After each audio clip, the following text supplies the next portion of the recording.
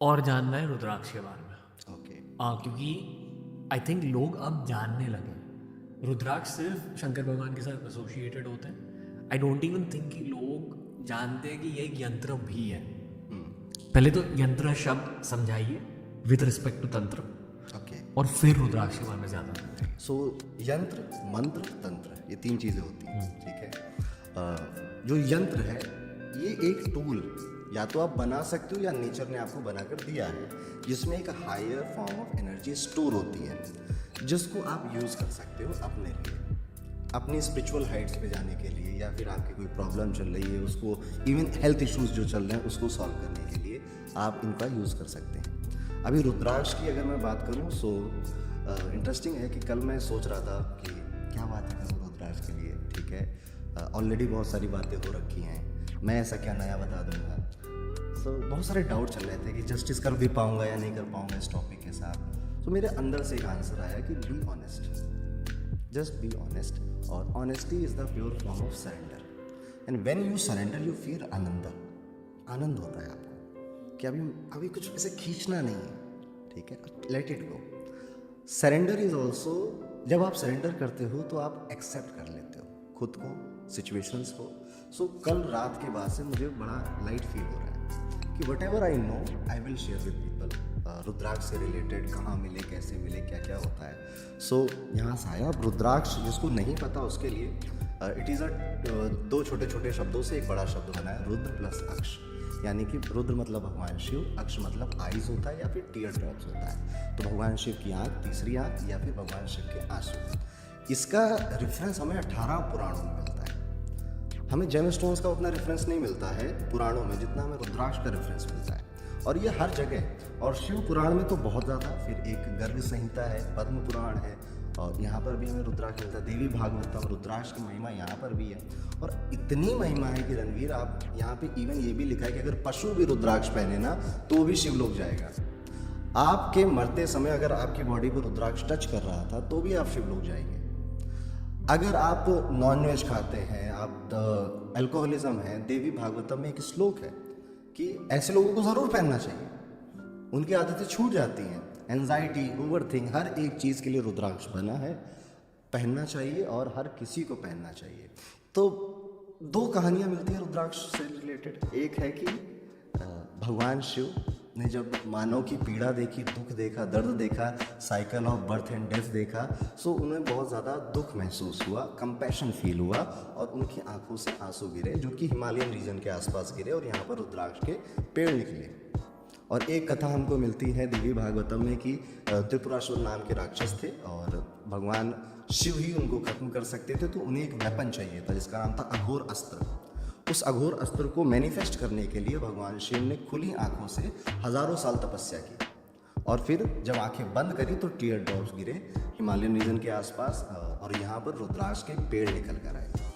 और देवी भागवतम में भी और शिव पुराण में भी भगवान शिव माँ पार्वती को रुद्राक्ष के बेनिफिट्स बता रहे हैं, ठीक है।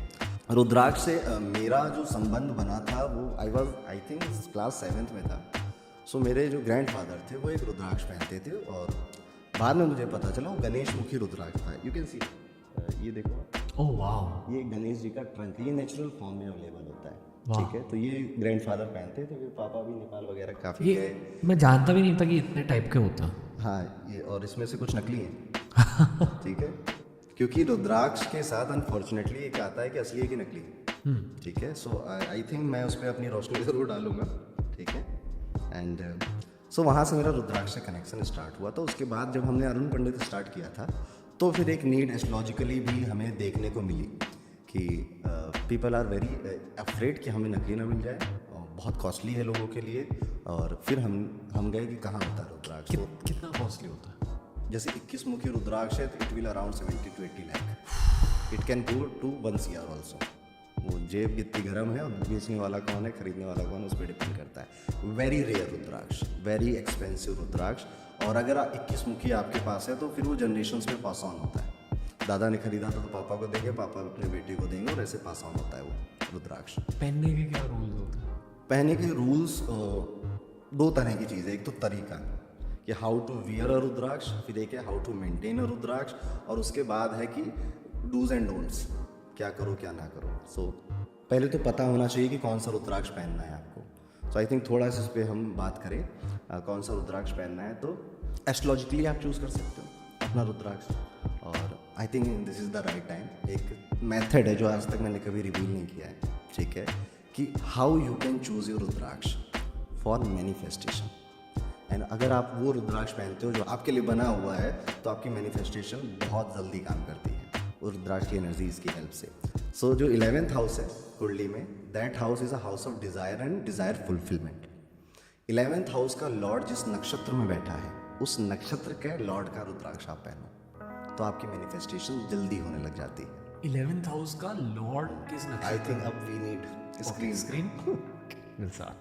सो रणवीर, ये देखो, जैसे ये आपकी कुंडली है, अभी आप समझ गए होंगे, आप 2-3 बार पढ़ा चुका हूँ आपको, ठीक है। So this is your 11th house. 11th house is a house of desire, manifestation, desire fulfilment. So यहाँ पर कोई ना कोई नंबर लिखा होगा आपकी कुंडली में। तो अभी क्या करना है, अभी हमें एक ऐप का यूज़ करना पड़ेगा, या एक सॉफ्टवेयर का, और दुनिया का सबसे बेहतर ऐप है अरुण पंडित जी का हॉरोकॉस्मो। आप इसे डाउनलोड कर सकते हो और इस तरह का आपको इसमें चार्ट मिलेगा। ये भी रणवीर का चार्ट है। ये हर कोई घर पे भी कर सकता एवरीबडी, एंड्रॉयड हो iOS हो, आप इसे डाउनलोड कर सकते हो। अभी आपके 11th हाउस में यस, और नंबर है। 10 नहीं 6 यस। सो 11th हाउस में नंबर 6 लिखा है, जुपिटर लिखा है। सो हमें पता करना है who is the Lord of number 6। Jupiter तो बैठा है वहाँ पे, पर लॉर्ड कौन है 6 नंबर की राशि का। तो उसके लिए ये पूरी एक लिस्ट है, जिसमें आप देखो कि नंबर 6 राशि हो गई कन्या, वर्गो, उसका लॉर्ड है मरकुरी। सो मरकुरी अब आपके किस नक्षत्र में बैठा है, ये हम ऐप से चेक करेंगे। सो जैसे कि यहाँ नंबर 6 लिखा है, हाँ, हमें मरकुरी पता है, हमें बस इतना ही पता करना था, Mercury is my 11th house Lord. Okay, वहाँ पे हो सकता है आपका 11th हाउस खाली हो, कोई बैठा हो, doesn't matter. Who is the Lord of 11th house, कौन मालिक कौन है उस घर का। सो आपके केस में वो मरकुरी है। अभी हमें चेक करना है, थोड़ा स्क्रॉल करेंगे, यहाँ पे हर प्लेनेट कितनी डिग्री पे है और कौन सा प्लेनेट है एंड ऑल, ये लिखा हुआ है। तो मरकुरी आपका मृगशिरा नक्षत्र में बैठा है। तो देयर आर 27 टाइप्स ऑफ नक्षत्र, उसमें मृगशिरा एक नक्षत्र होता है। बस ये पॉइंट पता करना कि दैट नक्षत्र इज मृगशिरा। एक स्टेप आगे, जैसे हर राशि का लॉर्ड होता है, वैसे हर नक्षत्र का भी लॉर्ड होता है, वो भी प्लैनेट्स ही होते हैं। So the Lord of Mrigashira is Mars, deity है उसका मून। ओके, यहाँ पर हमें वो मार्स पकड़ना था। नाउ अगर आपको पता चल गया ओके मार्स, तो आपके लिए रुद्राक्ष है 3 मुखी, या आप उसके लिए डाइटी का मून का भी रुद्राक्ष पहन सकते हो, विच इज 2 मुखी। ओके ठीक है, तो ये है, थोड़ा कॉम्प्लिकेटेड प्रोसीजर है, ठीक है। ओके, मान लो एक बार वो डेटिंग मिल गए लास्ट वाले, फिर क्या? आप वो रुद्राक्ष पहनिए, और जब भी आप मैनिफेस्टेशन प्रैक्टिस करते हैं, वो रुद्राक्ष पहन के या फिर हाथ में रख के मैनिफेस्टेशन प्रैक्टिस करिए, ओके, ठीक है। या आपको कोई बात कहनी है तो आप उसको कह सकते हैं। इवन हमने इसके लिए एक पूरा कैलकुलेटर बना रखा है, लोगों को इतना दिमाग में खर्च करने की ज़रूरत नहीं है। हमारी एक वेबसाइट है gemsmantra.com। gemsmantra.com पे जब आप जाओगे तो उसमें रुद्राक्ष कैलकुलेटर है, जो कि इसी एक टेक्निक से बस आपको बहुत डिटेल डालनी है, वो आंसर कर देगा विच रुद्राक्ष इज फॉर योर मैनिफेस्टेशन। तो यहाँ से हो गया एक रुद्राक्ष चूज़ करना। एक रुद्राक्ष जो है आपको पहनना चाहिए आपके खुद के नक्षत्र लॉट का। For example this is your chart, यहाँ पे हमें आपका मून देखना पड़ेगा। Moon is in 12th house, 7 number का राशि। अभी हमें ये देखना पड़ेगा कि ये किस नक्षत्र में बैठा है। तो अभी हम थोड़ा स्क्रॉल करेंगे, मून पे जाएंगे, मून इज इन स्वाति नक्षत्र। तो अब स्वाति नक्षत्र का जो लॉर्ड होगा उसका हम रुद्राक्ष पहन सकते हैं, धारण कर सकते हैं। तो ये तो हो गया एस्ट्रोलॉजिकली हम कैसे रुद्राक्ष चूज करते हैं, कैसे हम रुद्राक्ष पहनते हैं ज्योतिष के नज़रिए से। But this is not the ultimate thing. ज़रूरी नहीं है कि आप सिर्फ अपने एस्ट्रोलॉजिकल पर्पज से या एस्ट्रोलॉजी जो कह रही है वही रुद्राक्ष पहने। यू कैन वोन रुद्राक्ष बाय द प्रॉब्लम, आपके लाइफ में दिक्कत क्या चल रहा है। For example if somebody is facing problem in marital life, शादी हो नहीं रही है, जम नहीं रहा है, और लड़ाई झगड़े बहुत, कलेश बहुत होता है, सो देयर इज अ रुद्राक्ष। आप ये देखो, इसे कहते हैं गौरी शंकर। ये नेचुरली 2 रुद्राक्ष आपस में जुड़े हुए हैं, ठीक है। ये भी गौरी शंकर है, तो ये लोग गौरी शंकर पहन सकते हैं अगर मैरिटल लाइफ या लव लाइफ से कोई प्रॉब्लम है। Then there are some people जिनको प्रोजनी में प्रॉब्लम आता है, बेबी कंसीविंग में प्रॉब्लम आता है, इनफर्टिलिटी जैसी प्रॉब्लम हो जाती है. So go and take doctors medicine and help, but you can bear this. ये आप देख रहे हो, ये इसे गर्भगौरी बोला गया. इसमें ये फर्क क्या है दोनों? ये आपको पास पास दिखेंगे, just like Shiva and Parvati. ये आपको एक बड़ा एक छोटा दिखेगा, ओके. लाइक माँ पार्वती. एंड आप इन्हें गणेश जी भी मान सकते हो, कुछ लोग कार्तिकेय भी मानते हैं. ये रुद्राक्ष आप धारण कर सकते हो तो बाई योर प्रॉब्लम. और जैसे मैंने 7.5 में 7 मुखी बोला, ठीक है, आप वो भी अपने पहन सकते हो. नाउ द इंटरेस्टिंग थिंग, आप ये देख रहे हो, ये डमरू, इसे डमरू रुद्राक्ष बोलते हैं. And this is fake. Why? Because in nature there is nothing like डमरू रुद्राक्ष. So क्या हो रहा है आजकल, स्पेशली इन नेपाल, जहाँ पे सबसे ज़्यादा रुद्राक्ष होते हैं, वहीं पे सबसे ज़्यादा नकली भी बनते हैं. ये क्या करते हैं, जब वो फ्रूट आता है ना रुद्राक्ष का, उसको वायर से बांध देते हैं और उसको डिफॉर्मिटी ले आते हैं. And they play with the emotions of people कि ये तो भगवान शिव की डमरू का शेप है एंड ऑल. बट ऐसा नेचुरली ऐसा नहीं होता है. नेचुरली आपको मैं आपको बता दूँ रुद्राक्ष में फ़र्क.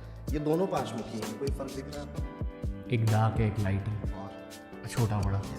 सो ये क्या, ये नेपाली हो गया. The big beads are from Nepal okay. And small beads are from Indonesia. आप जो माला यूज़ करते हैं चैंटिंग के लिए, उसमें छोटे छोटे बीड्स होते हैं, वो इंडोनेशियन बीड्स हैं. और मार्केट में एक चीज़ है कि नेपाली है तो अच्छा है, इंडोनेशियन है तो बेकार है. नाइट लाइक बेकार नहीं है, बट आपको जो स्क्रिप्चर्स में रिप्रेजेंटेशन या बातें मिलती है रुद्राक्ष की, वहाँ पे ज़्यादा बड़े रुद्राक्षों के बारे में बात की गई. दैट इज़ वाई आप नेपाल बहुत फेमस पाओगे कि रुद्राक्ष. नेपाल में एक गांव है डिंगला, भोजपुर. ये वो हब हैं जहाँ पर रुद्राक्ष के पेड़ उगते हैं. फार्मर्स इनकी हार्वेस्टिंग करते हैं और फिर अलग अलग वेंडर्स को सेल किए जाते हैं. सो ये रुद्राक्ष हम वहाँ से लाए, तो इतना कठिन रास्ता है डिंगला पहुँचने का, 18 घंटे लगते हैं. एंड रोड मडी है, कीचड़ है, बहुत होता है. इट इज़ लाइक जैसे आप कैलाश जाते हो तो बहुत आपको सफ़र करना पड़ता है. It is just like that कि आप अगर उसके सोर्स पे पहुंचना चाहते हो तो आपको एक बहुत डिफ़िकल्ट रास्ता लेना पड़ता है. नाउ रुद्राक्ष कितने तरह के आते हैं रणवीर? रुद्राक्ष मेजरली जो फेमस हैं, 1 मुखी से लेकर 21 मुखी तक बहुत फेमस हैं. उसके बाद भी आते हैं कहीं कहीं तो 38 मुखी 46 मुखी भी रिपोर्ट हुए हैं, पर आते हैं, बट उतने अवेलेबल नहीं हैं नॉर्मल लोगों के लिए. सो 1 से 21 मुखी तक ज़्यादा अवेलेबल रहते हैं. इसके अलावा गणेश रुद्राक्ष, गौरी शंकर रुद्राक्ष, गर्भ गौरी रुद्राक्ष, ये रुद्राक्ष भी आपको देखने को मिलते हैं. सो आपको एक इंटरेस्टिंग बात बताऊँ, देयर इज़ नथिंग लाइक 1 मुखी रुद्राक्ष ऑफ नेपाल. ये होता ही नहीं है, और बहुत सारे लोग इसको ढूंढते हैं कि मिल जाए, क्योंकि 1 मुखी को लेकर बहुत ये है कि 1 मुखी इज़ लाइक भगवान शिव हिमसेल्फ. आप 1 मुखी पहनते हो तो आप स्पिरिचुअल एक्सपीरियंसेस होते हैं, स्पिरिचुअल हाइट्स पे चले जाते हो, कॉन्फिडेंस आता है. पॉलिटिशियंस पहनते हैं, इंदिरा गांधी पहना करती थी, and all and all and all. So people are very eager to मेरे पास 1 मुखी आ जाए, बट नेपाल में 1 मुखी होता ही नहीं है. 1 मुखी के नाम से हम जो जानते हैं, ये इसका नाम है काजूदाना. ये रामेश्वरम में होता है या साउथ ऑफ इंडिया में आप इसको पाओगे. ये उसका एक अच्छा सब्स्टिट्यूट है. जस्ट लाइक कि आप पुखराज नहीं पहन सकते तो आपने येलो टोपाज पहना, आपने सिट्रीन पहन लिया. तो इट इज़ लाइक दैट कि आप 1 मुखी तो होता नहीं है नेपाली ऐसा कोई, ये होता है. और सबसे ज़्यादा नकल इसकी होती है. इसी सब्जेक्ट को ज़्यादा समझने की कोशिश कर रहा हूँ. सारे शिवजी से रिलेटेड होते हैं, but at the same time ये सारे एस्ट्रोलॉजी से भी रिलेटेड होते हैं. शिवजी का एक बहुत बड़ा रोल रहता है एस्ट्रोलॉजी में. मून, जैसे मैंने आपको शुरुआत में बोला था, moon is a very important planet for astrology. और मून उनके सर पे, उनको चंद्रशेखर भी बोलते हैं इसलिए, ठीक है. तो यस, भगवान शिव आदि योगी हैं, महायोगी हैं, और नॉलेज उन्हीं से आया. इवन जितने भी मंत्र आप सुनते हो ना, ये माना जाता है कि उस भगवान शिव के डमरू से निकले. वो रिट, वो तो अक्षर होते हैं, that sounds like the dream. ये जो बीज मंत्र होते हैं, हर रुद्राक्ष का भी अलग अलग बीज मंत्र होता है, ठीक है. और भगवान शिव ने हर रुद्राक्ष में हर एक डाइटी को बोला कि तुम बसो इसमें जाके. और उस डाइटी से फिर एस्ट्रोलॉजर और स्कॉलर्स ने कहा कि अच्छा ये डाइटी तो ये प्लैनेट, ओके, पंचमुखी, ओके, तो जुपिटर, ओके. मैंने आपको सही तरीके से सवाल नहीं पूछा, पर आपने सही तरीके से जवाब दे दिया. यही पूछ रहा था. Okay, second question. मोस्टली ना पूरी दुनिया, स्पेशली अर्बन सेंटर्स में, क्रिस्टल्स के बारे में बहुत कुछ जानती है. बट ये इन अ वे मुझे लग रहा है कि हमारे सनातनी क्रिस्टल, राइट, कि अलग अलग पर्पसेस होते हैं, अलग अलग इफेक्ट्स होते हैं, रूल्स होते हैं. इवन अगर आप कोई एक powerful rudraksha, powerful means it is a 14 मुखी के ऊपर के जितने रुद्राक्ष आए, 15 मुखी, 18 मुखी, 21 मुखी, आप ये पहनते हो आपकी तबीयत खराब हो जाती है, क्योंकि इनमें इतनी एनर्जी होती है कि कई बार बॉडी झेल नहीं पाती है। तो इवन एक्सपीरियंसेस लोग शेयर करेंगे अपने कि माइल्ड फीवर आता है पहनने के बाद, फिर वो उतारो तो थोड़ा ठीक होता है, फिर पहनो, ऐसा होता है। कि जैसे आई नो कि यंत्र को लेकर अमिताभ बच्चन से रिलेटेड एक अर्बन लेजेंड है कि वो सैफायर पहनते थे। ब्लू सफायर, हाँ, ब्लू सफायर, और फिर वो कूली के सेट पे एक्सीडेंट हो गया। अब क्या है कि छोटी सी कहानी होती है पर वो चाइनीज ईश्वर की तरह इतनी फैल जाती है। सो मैंने जो सुनी मैं सुनाऊँ, अब मैंने ये सुना है कि अमिताभ बच्चन ने अपनी वो मूवी का स्टूडियो ओपन किया था, शायद ABPL ऐसे कुछ नाम था, ABCL, ओके। और उसके बाद वो बिल्कुल डिजास्टर था, वो बैंकक्रप्ट हो गए। फिर वो एक फ्लाइट से आ रहे थे, उन्होंने किसी ने उनको बोला कि आप ब्लू सफायर पहनो, और जैसे वो फ्लाइट से लैंड हुए उनको KBC से कॉल आ गया। सो ये मैंने सुना है। और अलग अलग फॉर्म की कहानियाँ, वो बच्चन साहब जब आपके पॉडकास्ट में आएंगे तो बताएंगे असली कहानी। वन डे पूछा जरूर आप, है ना, one day. So blue sapphire it is a stone of Saturn, और इसको कोई भी पहनेगा तो 1 महीने परेशान रहेगा। Blue sapphire because of its energy. कोई भी पहनेगा बुरे सपने आएंगे, बैड न्यूज़ भी सुनने को मिल सकती है। कोई भी पहनेगा पैर में चोट, पेट में दर्द, ये सब कुछ देखने को मिलता है जब आप एक ओरिजिनल ब्लू सफायर पहनते हो। दैट इज़ वाई आप ब्लू सफायर या नीलम को लेकर कहानी सुनोगे बहुत ज़्यादा, कि ये राजा से रंक बना देता है, रंक से राजा बना देता है। इसको पहनने से पहले आप इसको हाथ में रखें, पॉकेट में रखें, तकिए में रखें। I don't believe in all this. If आपकी कुंडली के अकॉर्डिंग सूट कर रहा है आपको, तो आपको पहनना चाहिए, ठीक है। और जेम्स और रुद्राक्ष में एक यही बात डिफ्रेंशिएट करती है, रुद्राक्ष में कोई भी डर नहीं है। कि यही पूछ रहा था, कोई भी डर नहीं है। आप एक पहने, पूरी माला पहने, जैसे एक सर्वकार सिद्धि माला होती है, very powerful, passes on generation में पास ऑन होती है। पूरी माला में उसमें 1 से लेकर 14 मुखी के सारे रुद्राक्ष हैं, और गणेश रुद्राक्ष भी है, गौरी शंकर रुद्राक्ष भी है। ये सर्वकार सिद्धि माला इसको बोला जाता है। आप एक बीड भी पहनो, बट आई रिकमेंड कि स्टार्ट विद समथिंग, और उसका पावर देखो, फिर आप धीरे धीरे अपग्रेड करना। क्या पता चलता है, मतलब मान लो जो एंड यूजर्स है जो पॉडकास्ट सुन रहे हैं, काफ़ी सारे यंग लोग हैं, फ्रेश ग्रेजुएट वगैरह, स्टार्ट कहाँ से करना चाहिए? ओके, सबसे पहले आपके क्वेश्चन का आंसर कि होता क्या है, ऐसा क्या है भाई रुद्राक्ष पहन के क्या हो गया। रुद्राक्ष मैजिक नहीं करता, रुद्राक्ष दिमाग बदल देता है, माइंडसेट चेंज कर देता है। सो आपके अंदर अगर कोई बिजनेसमैन छुपा है एंड यू आर वेयरिंग 18 मुखी रुद्राक्ष, वो बिजनेसमैन बाहर आएगा, उसकी स्किल्स बाहर आएंगी, उसके थॉट वैसे थॉट आएंगे। अपॉर्चुनिटीज़ अभी भी थी आपके पास, पर अब आप ज़्यादा क्लैरिटी से उसे देखोगे और उसको ग्रैब कर लोगे। This is what rudraksha do with you. Rudraksha पहनने के से कई सारे मिथ्स हैं। क्या आप नॉनवेज खाते हो तो नहीं पहन सकते हो, आप अल्कोहल पीते हो तो नहीं पहन सकते हो, आपको बाथरूम में पहन के नहीं जाना चाहिए, आपको रात में उतार देना चाहिए, आपको नहाते वक्त नहीं पहनना चाहिए, फीमेल्स नहीं पहन सकती है। इसमें कुछ भी सच्चाई नहीं है, ठीक है। एनीबडी कैन वियर रुद्राक्ष। और जिनके अंदर बुरी आदतें हैं, ये होता है, ये एक्चुअल में होता है कि जब आप रुद्राक्ष पहनते हो धीरे धीरे धीरे धीरे आपकी स्मोकिंग एंड ड्रिंकिंग की हैबिट छूटने लग जाती है। जो बैड हैबिट्स हैं आपकी, आपके आसपास के लोग भी छोड़ के चले जाते हैं आपको, कि उसका ऑरा इतना मजबूत है, इतना पावरफुल है कि आपके आसपास भी नेगेटिव लोग रुक नहीं पाते हैं।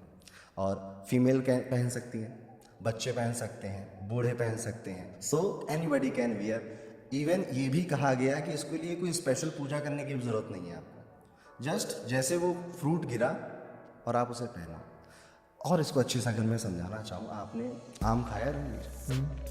आम खाते हैं तो गुठली मिलती है, उस गुठली को आप दोबारा मिट्टी में डालोगे, फिर से एक पेड़ निकलेगा और उसमें आम मिलेगा आपको। This is the power of universe, कि एक साइकिल कंप्लीट होती है।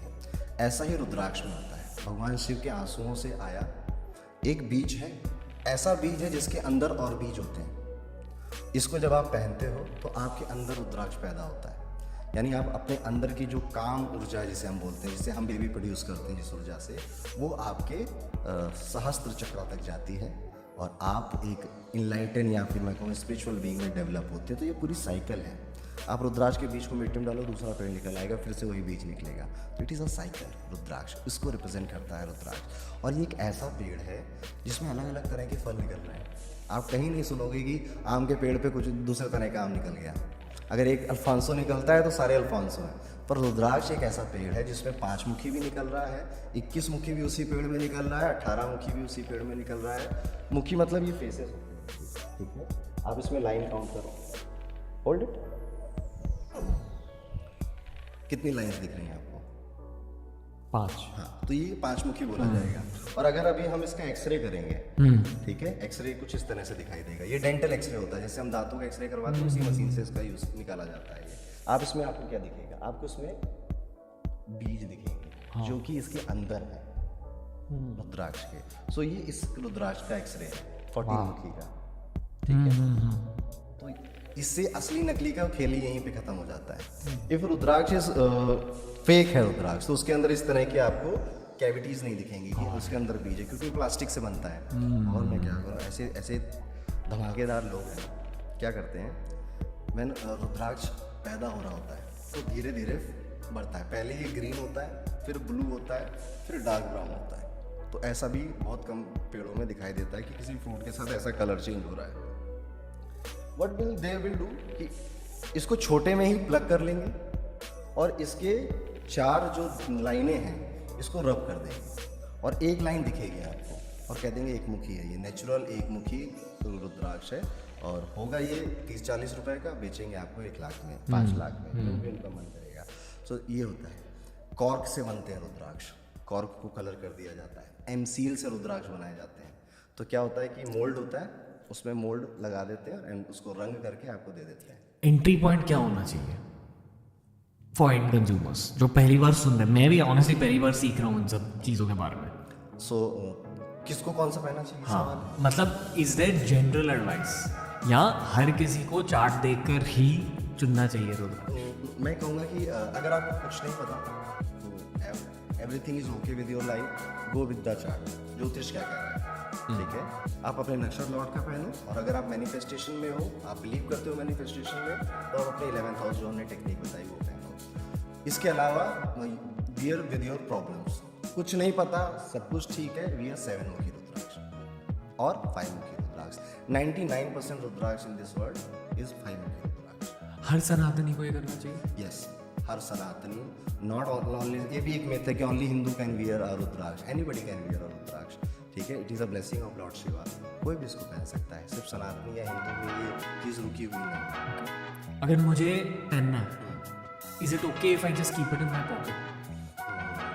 No, I don't think. पहनना चाहिए। आप इसको पहने और इसको पहनने के लिए आपके अनाहता चक्र यानी आपके हार्ट के पास आना चाहिए, ओके। टच करना चाहिए। और कई लोग तो मेडिटेशन करते हैं तो यहाँ पे बांध के पहनते हैं। आपने ऋषियों की फोटो देखी होगी, वो बाजू में पहनते हैं। इस तरह के ब्रेसलेट आप बना के पहन सकते हो। कहीं ना कहीं आपकी बॉडी को टच करना जरूरी है इसका, ठीक है। तो आप ऐसे कर सकते हैं। मान लीजिए for any reason you are not wearing, keep it in your puja ghar and touch everyday. Got it. तो ऐसे लोग होते हैं जो पहनते नहीं पर पूजा अगर हाँ, वो नहीं दिखना चाहते, वो नहीं बताना चाहते सबको, ठीक है। सो दे डू दिस। आमतौर पे जो जैसे फॉरेन में रहते हैं ना, तो उनके जो अंग्रेज दोस्त हो जाते हैं तो वो कुछ कहें ना, कुछ आएंगे ना कर बोले, इसलिए वो ऐसा करते हैं। But it's okay. जब आप नहीं पहन सकते हो तो इट्स ओके, मैं कहूँगा, ठीक है, कि कम से कम एटलीस्ट आपके पूजा घर में तो है। लेकिन मेरा तो है कि आप बहुत सारे पॉलिटिशियन को देखो, इतनी लंबी चेन होती है ना, यहाँ तक कि दिखता भी नहीं किसी को, तो पहनना चाहिए, टच कराना चाहिए बॉडी से। ये मेरा रिकमेंडेशन। जेमस्टोन्स का भी यही सच है, it needs to touch your body. Gemstone works on colour therapy, ठीक है। एंड कई बार जेमस्टोन्स कई लोग हाथों में नहीं पहन पाते, जैसे डॉक्टर सर्जन नहीं पहन पाए, उन गले में पहन सकते हैं जेमस्टोन। तो दोनों केसेस में जो आपने बोला, टच करना जरूरी है। ओके। जेमस्टोन्स को भी हम मंदिर में नहीं रख सकते हैं? नो नो, वो पहनना ही है। वो नहीं, वो देखो, रुद्राक्ष एक श्रद्धा का विषय है। For example, if you are a non vegetarian, आपके घर में टेम्पल है, आप उनके सामने नॉनवेज नहीं खाओगे, श्रद्धा है, एक आस्था है दिल में कि आप देख रहे हैं, अजीब लगता है, ठीक है। ऐसे ही घर में बहुत पौधे हैं, बट आप तुलसी को एक अलग रिस्पेक्ट दोगे, उन पे दिया भी जलाओगे, अगरबत्ती भी जलाओगे, जल भी चढ़ाओगे, चुनरी भी पढ़ाओगे, क्या है? श्रद्धा है, श्रद्धा का विषय। ऐसे ही रुद्राक्ष भी भगवान शिव से मिला हमें, तो ये श्रद्धा का विषय है कि हम जब रुद्राक्ष पहनेंगे तो हम कुछ नॉनवेज नहीं खाएंगे, अल्कोहल नहीं पिएंगे। ये एक श्रद्धा है। अब इसके साथ अलग अलग लोग अलग अलग तरह से ट्रीट कर सकते हैं। For example, if you are wearing a rudraksha और आपसे गलती से आपको लगता है कि यार गलती से मैंने नॉनवेज कर लिया, मैंने अल्कोहल कंज्यूम कर लिया और रुद्राक्ष मैंने पहना हुआ था, सो भगवान शिव त्रिशूल लेके पीछे नहीं भागेंगे आपकी। श्रद्धा, आप माफ़ी मांगिए, दोबारा पहन लीजिए, इतना सिंपल है। जो मैंने आपको पॉडकास्ट में पहले पूछा 2025 को लेकर, आई थिंक हर किसी का माइंडसेट वो जोन में कि 2025 के लिए सब कुछ ठीक ठाक चाहिए। ईयर ऑफ कार्तिकेय या year of Hanuman, year of Kartikeya, Hanuman, year of Narasimha, year of Mars, year of energy, year of fast moving. उस हिसाब से जनरल एडवाइस दे सकते हैं with respect to rudraksha. With respect to rudraksha, okay, so I will suggest कि रुद्राक्ष अगर आप पहली बार पहन रहे हो, आप अपनी राशि के अकॉर्डिंग भी पहन सकते हो। ओके, अलग अलग जगहों पर राशियों के लिए अलग अलग रुद्राक्ष बताए गए हैं। हम यहाँ पर एक पिक्चर लगा देंगे, हर एक राशि का कौन सा रुद्राक्ष होता है ऑथेंटिक, आप वो रुद्राक्ष पहन सकते हैं। कुछ राशियाँ हैं जो 2025 में काफ़ी अच्छा करेंगी और कुछ को प्रॉब्लम्स आएगी, ठीक है। रिसेंटली मैंने कमेंट रिसीव किया कि पंडित जी अच्छा ही बोलना बस, ठीक है, कुछ डराना मत यार। मैं कोशिश करूँगा कि मैं नेगेटिव ना बोलूँ। आई थिंक नेगेटिव चीज़ों के बारे में बात करना ज़रूरी है, कोई कॉशनरी साइन मिल जाती है पॉडकास्ट के थ्रू। बात तो आपकी सही है, ठीक है, बट बहुत नेगेटिव होने से बचूंगा मैं यहाँ पे, ठीक है। क्योंकि अभी जब भी कोई राशि से आपको वीडियो में बता रहा है कि अगले साल ये होगा, ये जनरल स्टेटमेंट्स हैं। ज़रूरी नहीं सारी की सारी बातें आपके साथ हो जाएं, 2-3 भी हो सकती हैं, सारी भी हो सकती हैं, एक भी ना हो ये भी पॉसिबल है। बिकॉज कोई आपके बारे में तभी बता पाएगा जब आपकी कुंडली होगी उसके पास। तो जो राशियों से बताई जाती है it is a general advice, एक बर्ड आई व्यू में कि ये सब हो सकता है। फॉर एग्जाम्पल ये जो साल है ये लिब्रा के लिए, टॉरस के लिए और पाइसेस के लिए एक बहुत अच्छा साल होने वाला है। Gregorian, Libra, Taurus, Pisces. No, मैं जब राशि बोलूँगा और कभी भी पूरे जीवन भर अपने वीडियोस में या रणवीर के, it is always a moon shine. Okay, वैदिक एस्ट्रोलॉजी। वैदिक एस्ट्रोलॉजी। अभी मैं प्रैक्टिस नहीं करता हूँ वेस्टर्न, जिसे आप ग्रेगोरियन साइन बोल रहे हो। So always check your moon sign when you are listening to me या फिर any Vedic astrologer, moon sign को फॉलो करना है। सो ये जो नया साल है ये लिब्रा, टॉरस एंड पाइसेस, इन 3 राशियों के लिए काफ़ी गजब का साल है। But on the same hand ये है वर्गों के लिए भी बहुत अच्छा, बट वर्गों की मैरिड लाइफ में प्रॉब्लम पैदा करेगा, ठीक है। वर्गों की मैरिड लाइफ में डिस्टर्बेंस आएंगी, इस साल ये देखने को मिलेगा। ऑन द सेम हैंड लियो वाले जो हैं ये तो चेंज पे सवार हो जाएंगे। इवन अभी जो लियो है ये कह रहा अभी बहुत हो गया, अभी मुझे कुछ अपना करना है और कुछ नया करना है, कुछ तूफानी करना है, फॉरेन जाना है, विदेश जाना है, इस तरह की वाइब इनके अंदर आने लग जाएगी। अगर हम कैंसर को देखें तो कैंसर में उनके फादर के लिए डिफिकल्ट टाइम पीरियड होने वाला है। और कर्क राशि का इस साल लक उतना काम नहीं करेगा, बिकॉज उनके लक के हाउस में सैटर्न बैठने वाला जाके, और कर्म का देवता भाग्य के घर में बैठा है। सो कहेगा मेरी चलेगी। अब स्टेप बाय स्टेप करें यूजर्स के लिए, कर सकते नोटबुक मोड। यस ओके, तो पहले यूजर्स के लिए एक रिक्वेस्ट है कि आपकी मून साइन ढूंढ लो, yes. Birth details and time of birth डाल के गूगल पर देख लो क्या है। गूगल पे नहीं देखेंगे, अभी दुनिया का बेस्ट ऐप आ चुका है, दैट इज हॉरोस्कोप। अरुण भाई की ऐप पर देख लो। अपना मूनशाइन आप चेक कर सकते हो ऐप ओके, मेरी मून साइन क्या है? लिब्रा। ओके, आप टेक्निकली ना इस शो के तुम मेरे एस्ट्रोलॉजर बन चुके हो। एंड आई फील कि you need to have a personal astrologer, shouldn't go to multiple। ये भी मैंने सीखा है ओवर टाइम। ये बहुत बड़ी बात बोली एक्चुअली आपने, ठीक है। और ये एक बेसिक मिस्टेक है जो बहुत लोग करते हैं, ठीक है। ये डॉक्टर्स के साथ भी ये बात लागू होती है कि आप अभी मज़ा नहीं आ रहा है आपके साथ, राव साहब चलो वरबाजी के पास चलते हैं। नहीं, ऐसे नहीं काम करता ये चीज़ें। Have to be patient. कोई एस्ट्रोलॉजर कुछ बोल रहा है, बातें सुने, फॉलो करें, नहीं हुआ हो गया, उसका फीडबैक भी दें कि अरे आपने बोला था, तो एस्ट्रोलॉजर को खुशी होती है कि अरे वाह मैंने बताया था, तो थोड़ा सा खून बढ़ जाता है बॉडी में। और नहीं हुआ तो फिर वो और सोचता है, क्योंकि अब उसके अंदर ईगो आ गया कि मेरी बात कटी कैसे, तो और ज़्यादा फोकस से आपका चार्ट देखेगा, क्योंकि अब आप उसके हो, उसके क्लाइंट हो, एक के साथ लंबा टुकना चाहिए, मज़ा आता है। Correct me if I am wrong, ठीक है, पर मेरे ख्याल से जो आप खुद की भी साधना कर रहे हो, सात्विक खाना, मंत्र, does it affect your clients life also? कुछ इम्पैक्ट करता है? यस, ये ओह माय गॉड इतना डीप सवाल, ठीक है। आप जिस तरह के एस्ट्रोलॉजर से मिलते हो ना, उसका इम्पैक्ट आपकी लाइफ पे आता है, ठीक है। If a astrologer is very materialistic तो आपको एडवाइसेस भी वैसा देगा, और उससे बात करने के बाद फीलिंग भी वैसी आएगी। If astrologer is very humble and सात्विक, से बात करके ठहराव महसूस होगा, और जिस तरह का वो एस्ट्रोलॉजर है उस तरह के आप फीलिंग आएगी उसी कंसल्टेशन में, राइट ऑन राइट देयर, ठीक है। और उसके बाद भी वैसी फीलिंग आएगी। तो यस, आप किससे कंसल्ट कर रहे हो उसका फ़र्क आता है। इवन आप किससे सीख रहे हो, आप वैसे बनते चले जाते हो। अगर आप किसी से लेट्स सपोज आप मैथ्स सीख रहे हो किसी से, तो जैसा वो टीचर पढ़ा रहा है उसके डायलॉग्स, उसका ह्यूमर, वो आप सीखते हो। और अगर आप कभी सिखाओगे तो you will just teach other people like you. तो आपके गुरु का 10% आपके अंदर आता है, नॉट 100%। 100% कभी नहीं आएगा, 10% आएगा। और जब आप पास ऑन करोगे तो आपका 10% आगे जाएगा। This thing works like that, ठीक है। सो इसीलिए एक जगह रुकना ज़रूरी है, क्योंकि बार बार 10% आपको लेना है। If you change guru now and then, you change your teacher now and then, it won't affect you that much.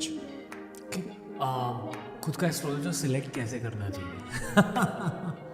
देखिए, दो तरह के एस्ट्रोलॉजर होते हैं। एक होते हैं फेमस एस्ट्रोलॉजर, एक होते हैं जेन्युइन एस्ट्रोलॉजर, ठीक है, रियल एस्ट्रोलॉजर।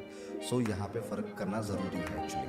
आपको कैसे करना चाहिए? If you are going for somebody, आप किसी से बात करने जा रहे हो, जस्ट चेक कि वो आपके बारे में पहले आपसे कुछ बता पा रहे हैं, ठीक है। आपकी कुंडली में कुछ तो देखा होगा उन्होंने, वो 2-4 बातें आपसे पूछ रहे हैं। अगर उन 5 बातों में 3-4 बातें ठीक निकल रही हैं, इज़ अ जेन्युइन एस्ट्रोलॉजर, ठीक है। आप उनसे ज़्यादा जुड़े रहिए, लंबा चलिए उनके साथ, ठीक है। तो ये एक तरीका आप अपना सकते हो अच्छे एस्ट्रोलॉजर के पास कैसे जाना। ओके, अभी नोटबुक टाइम, ठीक है। ये तो मान लो ऑडियंस ने अभी अपनी मून साइन ढूंढ ली है, we can go from 1 to 12 okay, for 2025। For 2025 अभी अगर एक एस्ट्रोलॉजर को बताना होता है कि आपका नया साल कैसा जाएगा, सो हम अज्यूम करते हैं कि आपकी जो राशि है, which is your moon sign, जो भी हमने डिस्कस किया कैसे फाइंड आउट करना है, उसको हम यहाँ पे लिखते हैं फर्स्ट हाउस में। ओके, तो मेष से स्टार्ट करते हैं, एरीज, तो हम इसको यहाँ पे 1 लिखेंगे। और जैसे हम यहाँ 1 लिखेंगे तो बाकी हाउसेस में अपने आप नंबरिंग हो जाएगी। Got it. और ये जितने नंबर्स हैं ये राशियों के नंबर हैं, ठीक। अभी हमें क्या करना, अभी हमें आपकी कुंडली के प्लेनेट से इतना मतलब नहीं होता, जितना मतलब होता है कि अभी राइट नाउ आसमान में क्या चल रहा है। ओके, तो क्योंकि हम 2025 की बात कर रहे हैं, तो 2025 के प्लैनेट्स के अरेंजमेंट हम करेंगे। सो मार्च 27 के बाद जो सैटर्न है वो पाइसेस में एंटर करेगा। तो मार्च 27 के बाद ये पाइसेस है, तो सैटर्न यहाँ पर आके बैठ जाएगा। मई 15 2025 के बाद जो जुपिटर है वो अपनी राशि चेंज करके जेमिनाई में चला जाएगा। राहु एंड केतु, राहु अभी पाइसेस में बैठा है। अच्छा, राहु आगे नहीं जाता, राहु पीछे चलता है। तो राहु मूव करेगा यहाँ पे, और यहाँ पे राहु आया तो केतु यहाँ पे आ जाएगा। ये मेजर प्लैनेट्स हैं। ओके, अभी इनके बेसिस पे हम प्रेडिक्शन बनाएंगे। फॉर एग्जाम्पल, बाकी प्लैनेट्स क्यों नहीं? क्योंकि वो ऐसे प्लैनेट, जैसे मून हर 2 दिन में बदल जाता है, तो अभी मैं बताना उसका कोई मतलब नहीं, ठीक है।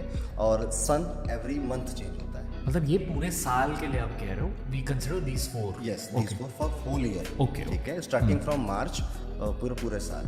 और बाकी की जो प्लैनेट, जैसे मरकुरी, वो 14-15 दिन में बदल देता है राशि, ठीक है। सन 30 दिन में बदल देता है सूर्य, और आपका जो मंगल है वो 45 डेज में चेंज करता है। तो ये बहुत छोटा टाइम पीरियड है, तो उससे एक मेजर व्यू नहीं मिल पाएगा हमें। आपने क्या कहा कि इस साल 4 प्लैनेट्स बदल रहे? These 4 planets. Okay, these are. ये, और ये चेंज पोजीशन लिखी है मैंने यहाँ पे। पर अगले साल भी मान लो we are doing the same thing next year in December, फिर भी आप जुपिटर, केतु, राहु, सैटर्न की पोजीशन देखोगे? नेक्स्ट ईयर अगर 25 में मैं आऊँगा, जो कि मैं ज़रूर आऊँगा आपके पॉडकास्ट पे, ठीक है। सो क्या है कि सैटर्न नहीं रहेगा, ये नहीं जाएगा, ये 2.5 साल तक अब इसी राशि में रहने वाला है। जुपिटर चेंज कर देगा। ओके, ठीक है, और ये भी नहीं जाएंगे। ये भी 2026 के आई गेस, पूरा 2026 ही यहीं रहने वाला है। तो ये जो आप बना रहे हो ये 2025 और 26 के लिए भी है, कह सकते हैं। वाह। कि स्टार्टिंग फ्रॉम मार्च 25 आपकी 26 में भी एक पोजीशन होने की पॉसिबिलिटी है। चल शुरू करते हैं। हाँ, ठीक है। सो हर हाउस के एट्रीब्यूट्स हमें याद होने चाहिए। जी, जी। ठीक है, जैसे ये फर्स्ट हाउस है, ये हमारी पर्सनैलिटी है, हमारी हेल्थ। ये सेकेंड हाउस है, ये वाला, ये हमारा मनी, हमारी family. Third house is our sibling, हमारा हार्डवर्क। फोर्थ हाउस घर, गाड़ी, बंगला, मम्मी और सारी लग्जरी आपके फोर्थ हाउस में आती है। Fifth house is your education, पढ़ाई लिखाई। Sixth house is your job. Seventh house जो आप 1.5 साल बाद करने वाले हो रणवीर, ठीक है, मैरिज आपकी, ठीक है। Eighth house is sudden events, in laws, मृत्यु तुल्य कष्ट। Eighth house dark area house, थोड़ा तंत्र, black magic, all comes into 8th house. Even astrology comes in the 8th house. 9th house is your higher education, your luck, your guru. 10th house आपका status, आपका overall profession, आपका काम करने का तरीका। 11th house is the house of desire, house of desire, relatives, friends, desire fulfilment.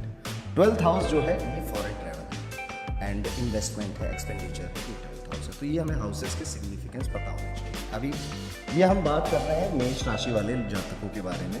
इनका शनि 12वें घर में आएगा, तो अगर इनके प्लान्स हैं फॉरेन जाने के, तो ये सबसे पहले कुछ उसमें डिले देखेंगे। थोड़ा सा वीज़ा में डिले हो रहा है, फ्लाइट्स कैंसिल हो जा रही हैं, प्लान पोस्टपोन हो जा रहा है, दे विल, बट ये इवेंचुअली जाएंगे और फिर लौट के आना मुश्किल हो जाएगा, यानी इनका काम वहाँ सेट हो जाएगा। सैटर्न यहाँ से एस्पेक्ट करेगा मनी हाउस को, तो इनके पैसे खर्च करने की हैबिट बहुत बढ़ने वाली है। मनी हाउस में जो सैटर्न आ रहा है, यानी कि हार्ड वर्क फॉर मनी, अपने पैसे कमाने के लिए, बिजनेस स्टेबल करने के लिए या फिर सेविंग्स करने के लिए इनका फुल फोकस अभी से जाने लग गया है। ठीक है, सैटर्न अपने आने से पहले अपने प्रभाव दे देता है। सैटर्न एस्पेक्ट कर रहा है जॉब को, they have idea of changing their job. Right now भी कमेंट करके लोग बोलेंगे कि उनको थॉट आ रहा है, पर अभी होगा नहीं, होगा अप्रैल में। ठीक है, पर थॉट प्रोसेस वो होता है ना, बिल्ड होने लग जाता है, वो इनके साथ होगा। इनके मामा जी को पैरों में प्रॉब्लम आएगी, ये एक इंटरेस्टिंग प्रेडिक्शन में कर रहा हूँ। ठीक है, मामा जी को अपने चाइल्ड में भी थोड़ी सी प्रॉब्लम देखने को मिलेगी, ये भी मेष राशि वालों के साथ होगा। Now Ketu coming in the 5th house, अभी क्या होगा कि इनके लिए एजुकेशन, अगर पढ़ाई लिखाई है तो पढ़ाई से मन हटने लगेगा। Ketu is a planet of detachment, so इनका पढ़ाई लिखाई से थोड़ा सा मन होगा कि कहीं और चलते हैं ना, बेबी बाबू से बात ज़्यादा करेंगे। ठीक है, Rahu coming to the 11th house, this is a good thing actually. Rahu का 11th हाउस में बैठना पैसे के लिए बहुत अच्छा है, मनी के लिए बहुत अच्छा है। और कहते हैं कि राहु अगर 11th हाउस में आया, whatever you visualise in the night, रात में सोते समय, बिकॉज जो रात का समय वो राहु का होता है, अमावस्या राहु की होती है, वो मैनिफेस्ट हो जाता है। तो मेष राशि वालों के लिए ये एक ब्लेसिंग है कि आप अब विजुअलाइजेशन पे, आपको जैसी लाइफ चाहिए, रात में एक बार उठना सुबह, और आप एक बार ये भी सोचना कि आप क्या सोचते हो रात भर। ठीक है, और क्या सोच के, क्या देख के सोते हो, उस पैटर्न को चेंज करना पड़ेगा। सो दिस इज द ओवरऑल मेष राशि के लिए होने वाला है। अभी अगर हमें एक दूसरी यानी कि टॉरस के लिए जानना है, सो हमें एक नया चार्ट बनाना पड़ेगा। ठीक है, जो कि टॉरस कौन सा नंबर हुआ रणवीर? 2। हाँ, यस, वेरी गुड। अभी सी के बाद है ठीक है, सो अभी दो क्या लिखना पड़ेगा? अगर आपकी 2 फिर वृषभ 2 राशि, 3 4, यस, तो यहाँ पे 3 हो जाएगा, 4 हो जाएगा, 5 6 7 8 9 10 11 12 एंड 1। अभी इसी के अकॉर्डिंग प्लैनेट्स भी चेंज हो जाएंगे। बस सैटर्न पाइसेस में था तो पाइसेस में रहेगा, राहु एक्वेरियस में आने वाला था तो वो यहीं पे आएगा, केतु लियो में रहने वाला था तो यहीं पे आएगा। इसी तरह से जो जुपिटर है वो यहाँ पे आ जाएगा आपका। ओके, सो ये प्लैनेट्स अब इसी के हिसाब से लाइफ भी चेंज हो जाएगी।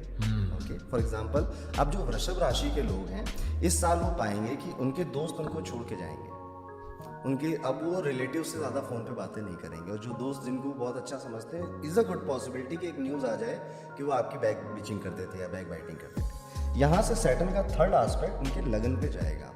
एक तो वृषभ राशि वाले वैसे ही अर्थ एलिमेंट के लोग होते हैं, लंबा काम करने की इनके अंदर पावर होती है, they are represented by a bull.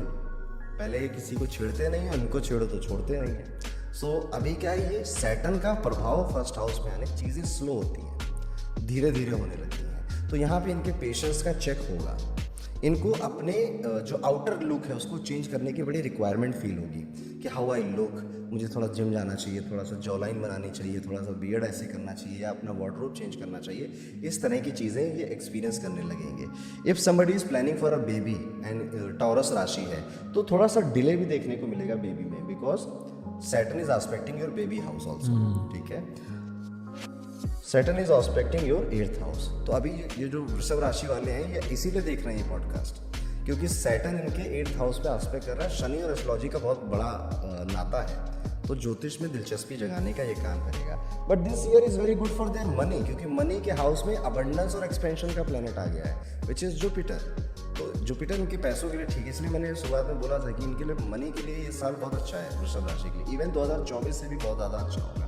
सो बस इन्हें क्या करना है, चीज़ें स्लो होंगी, चीज़ें थोड़ी डिले भी होंगी, छोड़ना मत, लगे रहना, you will see the magic. तो ये हो गया वृषभ राशि के लिए। सो अभी नंबर 3 जेमिनी। तो अभी हमें अगर जेमिनी वालों के साथ नया साल कैसे जाएगा, तो यहाँ पे 3 लिखना पड़ेगा, एंड सो ऑन, पिक्चर हमारी चलती रहेगी।